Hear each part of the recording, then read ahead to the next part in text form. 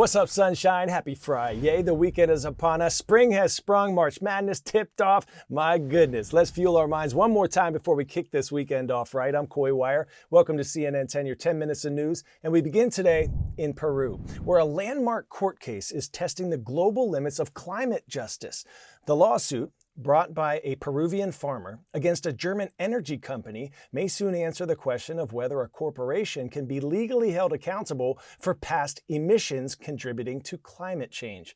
At the center of the case are Peru's high-altitude tropical glaciers, which are rapidly melting. Farmer Saul Luciano Yulia lives in a town in the heart of the Peruvian Andes. His home lies below a glacier-fed, high-altitude lake that's holding 35 times its normal water capacity because of the melting glaciers. That's putting 50,000 people in the town below at risk of avalanches, landslides, and violent flash floods. Melting glaciers are also causing the seasons to change, making farming more difficult and exposing rocks full of heavy metals that have turned local streams toxic. With the backing of a local nonprofit, Yulia is using German property law to target the German energy company RWE. The company is one of Europe's largest emitters of greenhouse gases from coal-powered energy plants, which the suit says accounts for 0.5% of global carbon emissions.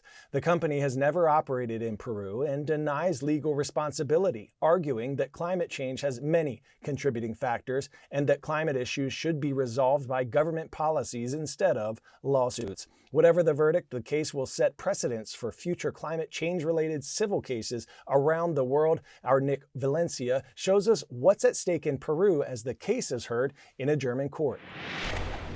The World Bank says Peru is home to almost 70% of the world's tropical glaciers. Glaciers that are in freezing high-altitude mountain ranges, despite also being in the tropics. But climate change is causing those glaciers to melt. In the high Andes of northern Peru, glacier meltwater has caused Lake Palcacucha's volume to swell more than 30 times in recent decades, according to various studies. Down the hill from the lake is the town of Huaraz. Farmers like Saul Luciano Luia worry about flooding in the town, which has more than 65,000 people.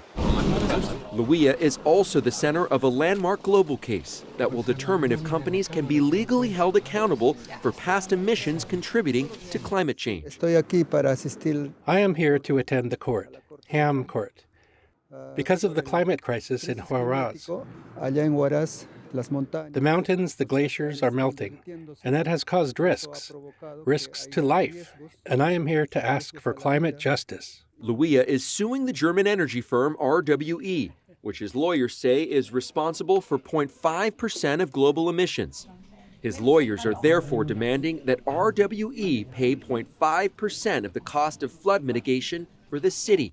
RWE, which has never operated in Peru, says that a single emitter cannot be held responsible for global warming.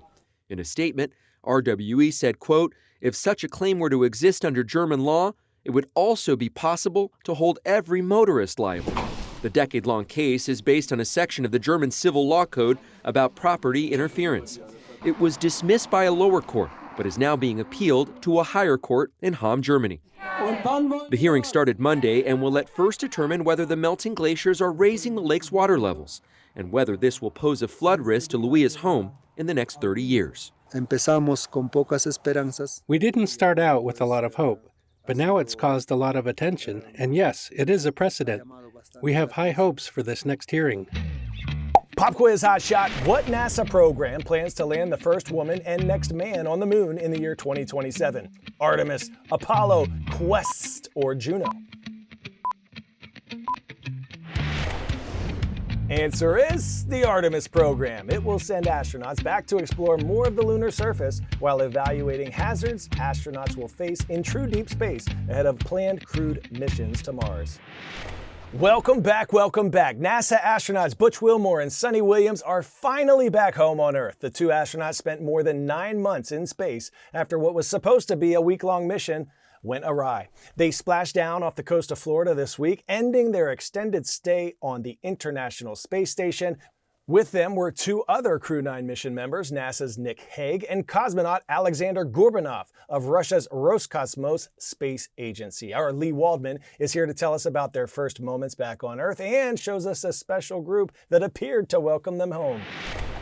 Lots of cheers here at the Johnson Space Center when we saw that successful splashdown of the SpaceX Dragon capsule carrying 4 astronauts from the International Space Station back to Earth, just off the coast of Florida. The long-awaited return of astronauts Sunny Williams and Butch Wilmore after more than 9 months in space, 286 days. Their mission was originally supposed to last only 8 days, but that was extended after issues with the Boeing Starliner, which deemed it unsafe to carry those astronauts back to space here. Now, we saw after that splashdown a pod of dolphins swimming near the capsule as the SpaceX crew who had met that capsule off of the coast of Florida in that body of water there, they got those astronauts successfully loaded onto a ship, and now they're undergoing medical evaluations. But as we saw those astronauts for the first time, it was all smiles and waves.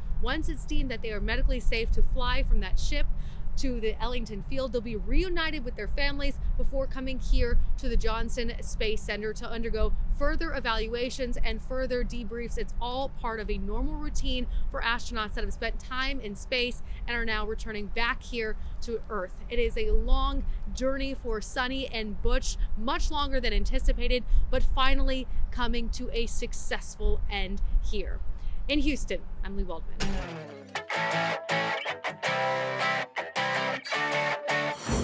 Today's story getting a 10 out of 10, the unicorn-like sports star known as Shohei Ohtani. It was Ohtani time in Japan. The Los Angeles Dodgers star got a hero's welcome during a rare chance to play in his home country this week. Thousands of fans were there at the Tokyo Dome for the MLB season opener. Ohtani burst onto the scene and quickly became one of the most unique players we've ever seen. He can hit and pitch with the best of them, like a modern-day Babe Ruth. All the hometown fans may have given some good mojo because Ohtani's Dodgers swept the Cubs in the 2-game series. Our Hanako Montgomery was there amongst the fans. It's like the Beatles first came to Japan back in '65 or something. It's like the same fever. Baseball has been big in Japan for over a century, but thanks to Shohei Ohtani's stardom and his huge fan base, he's truly elevated the profile of the sport here in the country. People are coming out in droves to enjoy tonight, enjoy Shohei Ohtani back on Japanese soil, because of course this is a very rare opportunity for fans who don't get to see him play in Major League Baseball. Who are you rooting for today? Oh, Ohtani. Yeah, whoever Shohei's playing for. So the Dodgers. I'm a Yankees fan, though. Ohtani's very handsome, isn't he? But he got married. That was unfortunate. Oh my.